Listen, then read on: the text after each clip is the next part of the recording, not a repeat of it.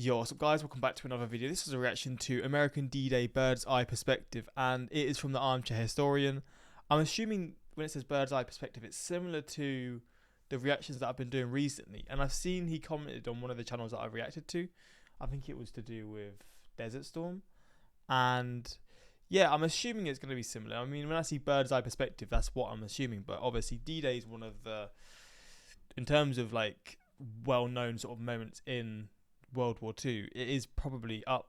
I mean, it's probably the most talked about. I mean, definitely from the UK perspective, but obviously there were soldiers from the US, the UK, soldiers from all the allied countries that were on the shores. And yeah, I mean, from what you learn in school, from what you see in the films, it is just, yeah, you can't really understand how scary it would have been and all this stuff. But yeah, we're going to check this out, and if you want to see more of these reactions from the Armchair Historian, let me know in the comments and I'll be sure to do so. But yeah, links are in the description to my Patreon if you want to see some more of my reactions that I can't post to YouTube for whatever reason. And that is pretty much it. But we're going to jump into this and see what explanation this video has.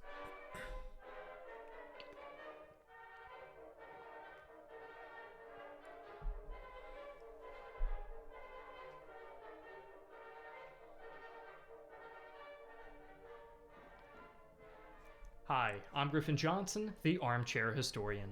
The invasion of Normandy on June 6, 1944, or D-Day as it's more commonly known, is one of the most well-documented events of the Second World War. For sure. Countless books, movies, and even video games have covered the landings on the Normandy coast in great detail. Yet it can be confusing to figure out exactly how each landing was different, what the German defenses looked like, and what exactly happened once the invasion forces got off the beaches.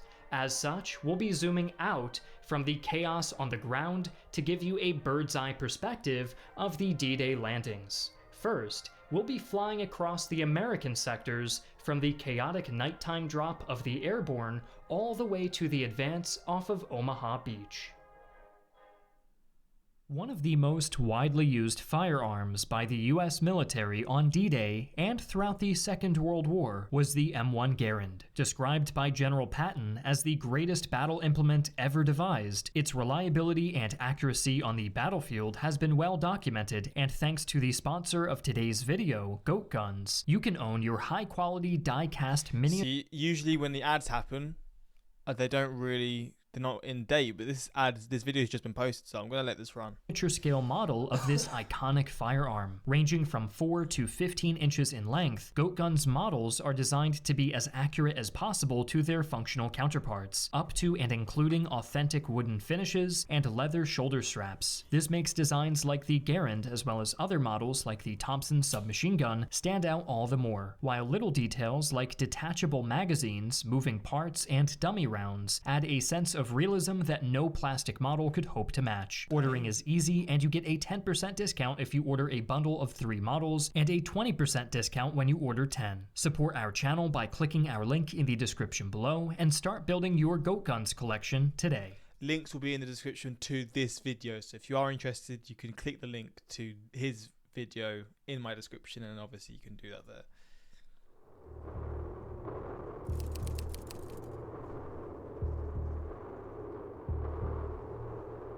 The invasion of Normandy, codenamed Operation Overlord, commenced in the late hours of June 5, 1944, as an armada of C-47 transport planes carrying the American 101st and 82nd Airborne Divisions made its way toward the Cotentin Peninsula. The elite paratroopers were entrusted with the crucial task of paving the way for the seaborne forces landing at Utah Beach just after dawn. The 101st would secure the causeways between the towns of Saint-Martin-du-Verreville and Poupeville, while the 82nd would capture the crossroads at the town of Saint-Mère-Église and secure the vital bridges across the Mérida River at Chef-du-Pont and La Fière-Menor. However, things go awry almost immediately as thick inland cloud cover and intense ground fire complicated things for the pilots. In the resulting chaos, most paratroopers miss their drop zones entirely as they are scattered all across the peninsula. Those who land Jeez. safely nonetheless manage to quickly form makeshift units as they make their way to the nearest objective. In most cases, the confused German defenders are quickly overwhelmed. Saint-Mère-Église becomes the first French town to be liberated at around 4:30 a.m. as men of the 82nd dig in for the expected counterattack at the La Fière-Menor and Chef du Pont bridges to the west. The bulk of the 101st due east, in the meantime, are in the process of clearing the 5 causeways to the landing beach, where the invasion force anchored just offshore is about to make its approach.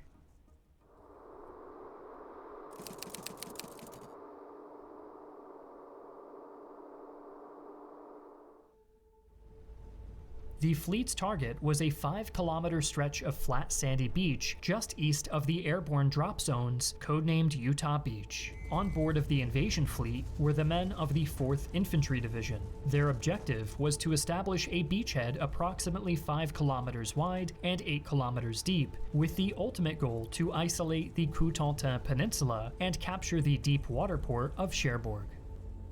The first step in achieving this objective would be to break through the defensive position of the German 709th Static Infantry Division before advancing inland on the 5 main road exits.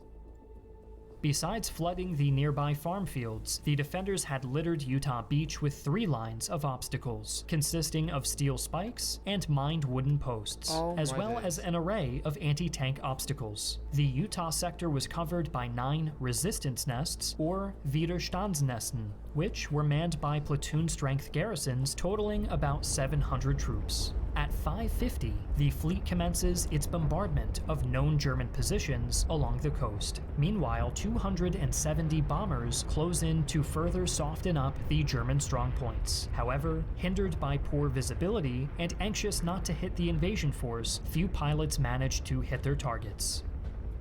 At 6:30 hours, the first wave of 20 landing craft carrying part of the 8th Regiment approaches the beach's 2 sectors. Uncle Red... Man, approaching the beaches, that was like, when you see that in the films, it won't do it justice, but it's just like, you're coming onto a beach where you're just getting attacked from all angles. It's just something that you can't really like ever put your head around how scary that would have been. And Terre Green.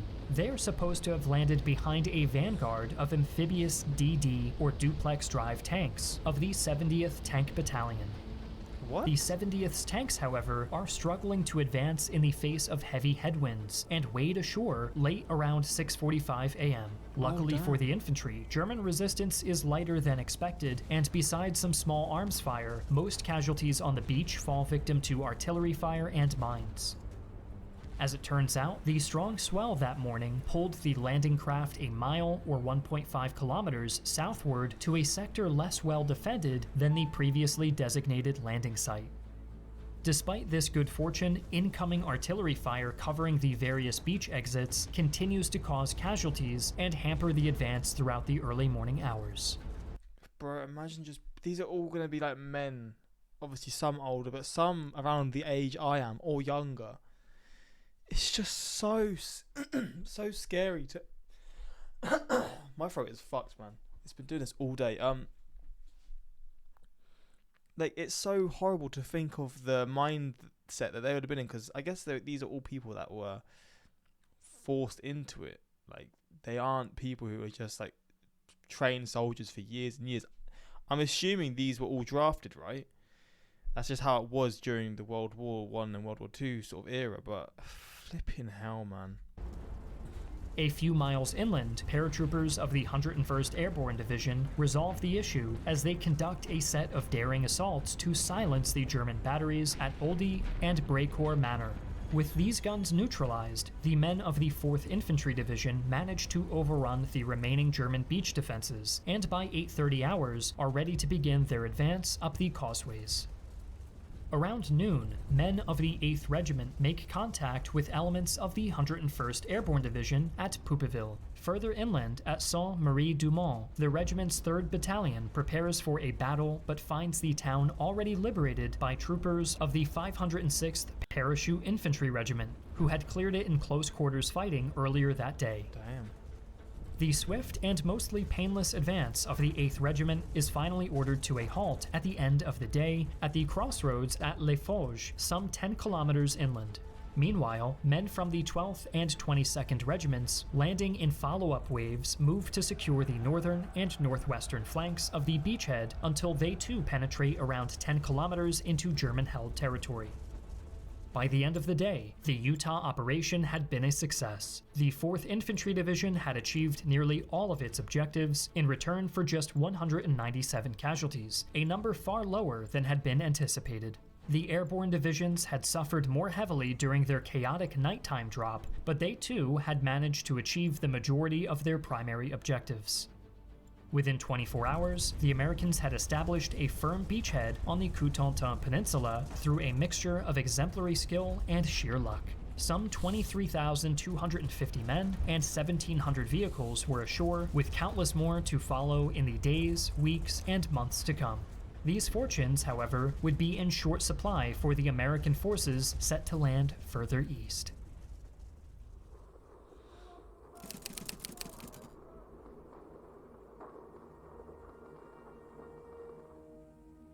About 15 kilometers to the east of Utah Beach, a group of 225 elite soldiers from the 2nd Ranger Battalion under the Okay, so elite soldiers, so I guess they are fully trained in this sense. command of Lieutenant Colonel James Rudder are headed towards the protruding cliffs of the Pointe du Hoc. The Rangers were entrusted with the daunting task of scaling the 30-meter-high cliffs to prevent its artillery battery from pummeling the American invasion beaches. Oh, wow. Once on top, the Americans would have to fight their way through a series of defensive works and obstacles manned by men from the 716th Static Infantry Division in order to reach the gun emplacements.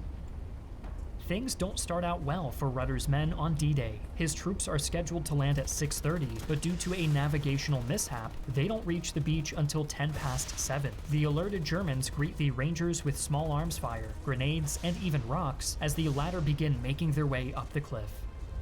By 7:30 hours, the first exhausted Rangers have made their way to the top to find a moon-like landscape of deep craters created by preliminary bombardment. In a wild and frenzied scene, Rudder's men storm the emplacements only to find that the guns are not there.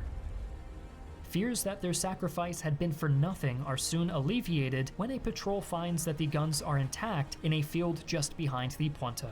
With their main objective completed, the remaining Rangers dig in for the inevitable German counterattack and wait to be relieved by the invasion force landing at the neighboring Omaha beach.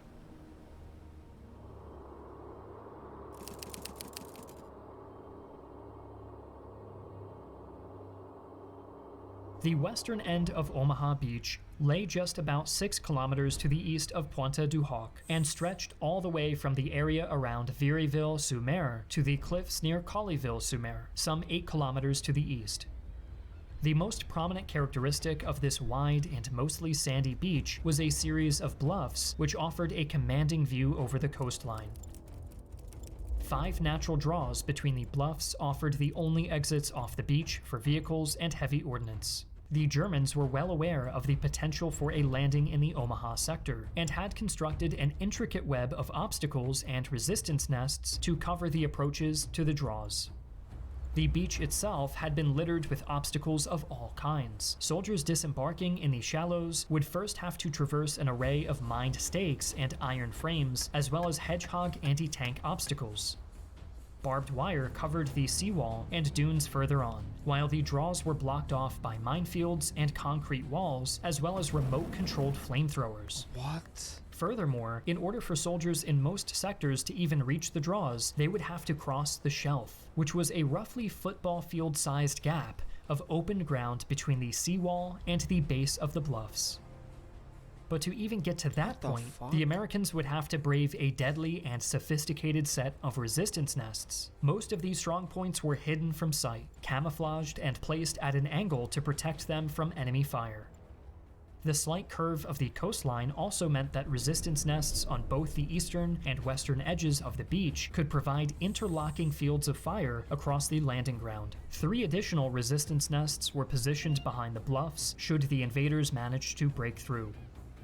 In total, the resistance nests in the Omaha sector were composed of 8 big gun emplacements, 35 pillboxes, 18 anti-tank guns, and 85 machine gun nests. Being the largest and the most well-defended of the 2 American beaches, Allied Command had assigned both the 29th Infantry Division as well as the veteran 1st Infantry Division to secure the bluffs by 7:30 hours, link up with the British forces advancing from Gold Beach at Port-en-Besson, and securing an overall beachhead 26 kilometers wide and 8 kilometers deep.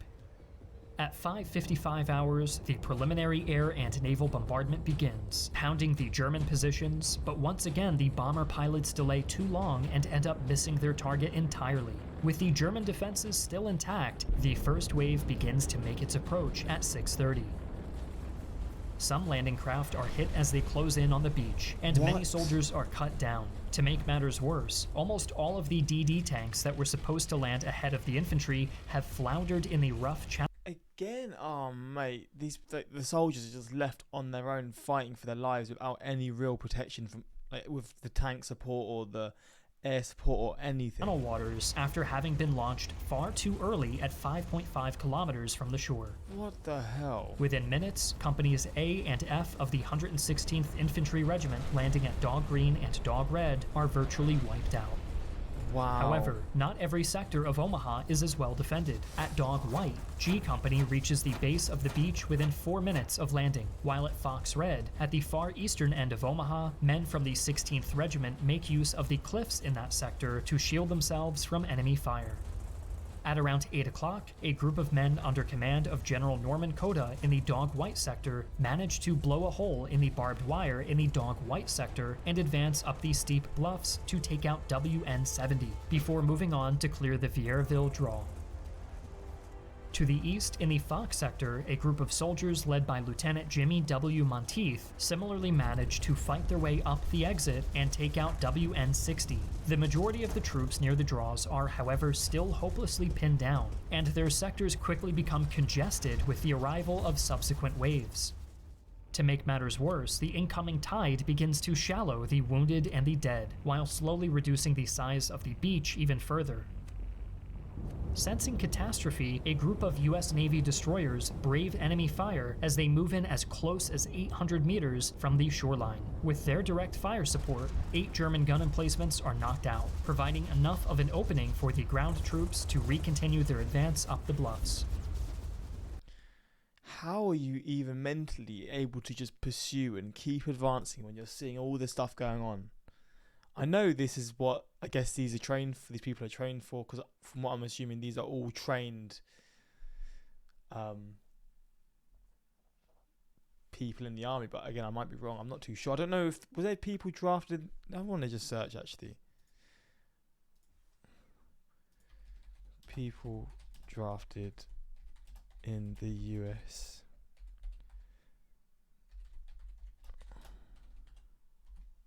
Might be a really stupid question, but once the US entered World War II, draft terms extended through the duration of the fighting. By the end of the war, 50 million men between 18 and 40 had registered for the draft.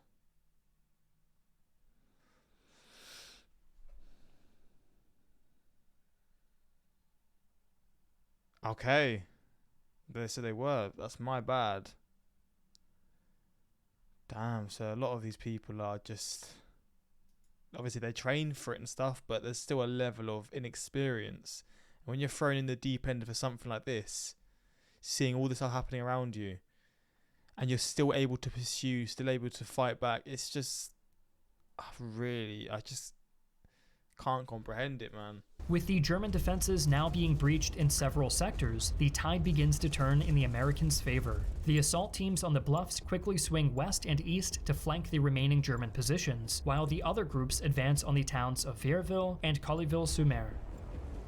By the end of the day, the Americans at Omaha had secured the bluffs, but the advance off the beach had only reached 1.5 kilometers inland. This precarious foothold on the Normandy coast had come at the cost of over 4,000 US casualties.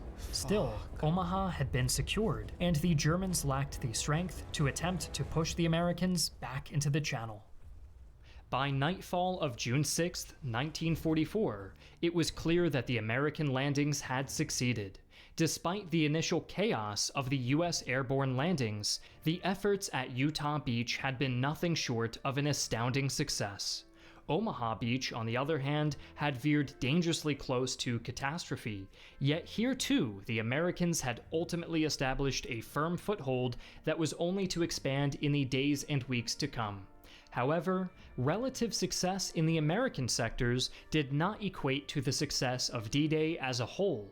Arguably the most important of all the landings on June 6th were taking place further to the east, where British forces were attempting to capture the medieval city of Caen and prepare for a clash with the brunt of the German armored reserves. And yeah, we Special know thanks again. a lot of how that went, but yeah, man, this is a different sort of video to how this guy does his videos, but it was definitely an interesting look into it. The D-Day invasion on the American side alone is more documented than the entire history of my country. The armchair historian is really impressive for animating a 16-minute video within just 6 days. Wait, what does that mean?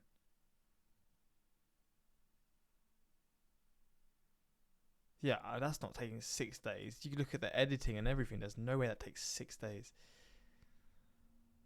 But yeah, man, this was this is an interesting look into the American perspective, and yeah, on possibly one of the worst days, or most horrible days, in the perspective of every sort of person in terms of like war-related days.